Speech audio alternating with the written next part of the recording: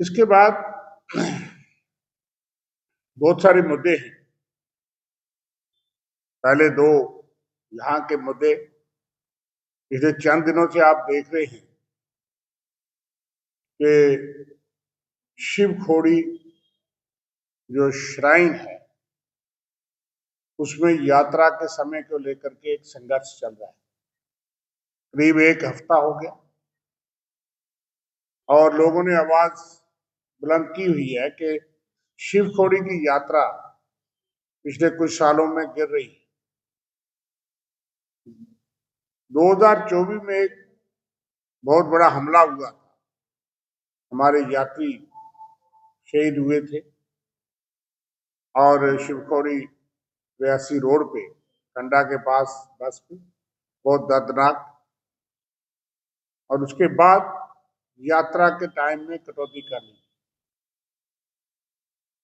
ठीक है, कुछ देर के लिए सुरक्षा के कारणों से कटौती की गई थी, लेकिन अब 2 साल होने वाले। एक तरफ से सरकार दावा करती है कि नॉर्मलसी है, हालात बहुत बेहतर हो गए, सुधर गए हैं, और 2 साल के बाद भी अभी भी यात्रा की ड्यूरेशन 4 बजे के बाद तकरीबन वहां भगाना शुरू कर देते हैं। 4 और 5 के दरमियान यात्रा जो है बंद कर दी। तो लोगों की मांग है, वहां के जो यात्रु हैं, जो इनकी आस्था है, यूट्यूब वाले हैं, दुकानदार हैं, लोकल पॉपुलेशन है, उन सब की मांग है। और जब सरकार ये दावे करती है और पड़ोस में ही तो माता वैष्णो देवी जी की 24 घंटे यात्रा चलती है, तो वहां आधा दिन ही यात्रा क्यों जो है वो उसको रखा गया है। जो कभी 20 लाख होती थी, आज शायद आधी हो गई है पिछले 2 साल में। और जो है फिर लोग उस घबराहट से जाते नहीं। और बड़ी दुख की बात है कि जो धार्मिक आस्थाओं की बात करने वाले और उस पर वोट बटोरने वाले इन चीजों पे अलग राय रखते हैं और खामोशी बरतते हैं कि वहां के चंद लोगों ने संघर्ष शुरू किया हुआ है। ये राजनीतिक मसला नहीं, लेकिन जो बड़ी पार्टी जिन्होंने यहाँ सारे वोट दिए हैं वो उस बात पे खामोश रहेंगे।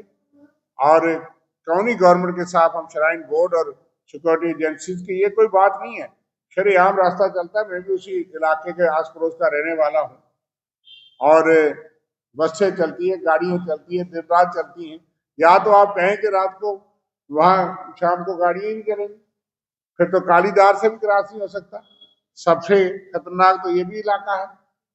पर कौन सी ऐसी बात है कि आप जो है उस यात्रा की ड्यूरेशन बढ़ा नहीं रहे। इसलिए हमारी मांग है, हमने पहले भी कहा है कि इस प्रोटेस्ट को, जेन्युइन प्रोटेस्ट को इग्नोर नहीं करना चाहिए और फौरी इसका रिव्यू करके उस यात्रा की ड्यूरेशन 24 घंटे की लोगों की मांग है कि जिस तरह माता वैष्णो देवी और कई स्थानों पे हो रही है, वहां एकदम ऐसी क्या सुरक्षा का माहौल बन गया कि आप एक तरफ से तो बड़े दावे करते हैं और दूसरी तरफ से लोगों के संघर्ष के बाद भी आप बोलते नहीं और आप आश्वासन नहीं देते और उस पर कार्रवाई नहीं करते। तो फौरी उस पर करना चाहिए। लेकिन उससे भी गंभीर बात कल देखने को मिली कि ये चंद ऑफिसर्स और ब्यूरोक्रेट, एक ऐसा ऑफिसर माता वैष्णो देवी श्राइन बोर्ड का सीईओ है, जो कि धार्मिक सैंक्टिटी को, माता वैष्णो देवी की मान्यता को, उन मर्यादाओं को समझता ही नहीं है। ऐसे आदमी को क्यों सीईओ रखा, जिसको एक उद्घाटन या धार्मिक कार्य करने में, जूते उतारने पे इस तरह की बात वीडियो पे पब्लिक सुनी जा रही है, इसीलिए मैं नहीं आता। तो उस आदमी की वहां क्या जरूरत है? उनका पिछला वरिष्ठ रिकॉर्ड बर्ताव का कोई अच्छा नहीं रहा है। इस किस्म का बर्ताव जो धार्मिक सैंक्टिटी, लोगों की धार्मिक आस्था, जिसने जिसने भी सुना वो आहत है सोशल मीडिया और उस पर हम देख रहे हैं कि भाई ये किस किस्म का रवैया है। और माननीय एलजी साहब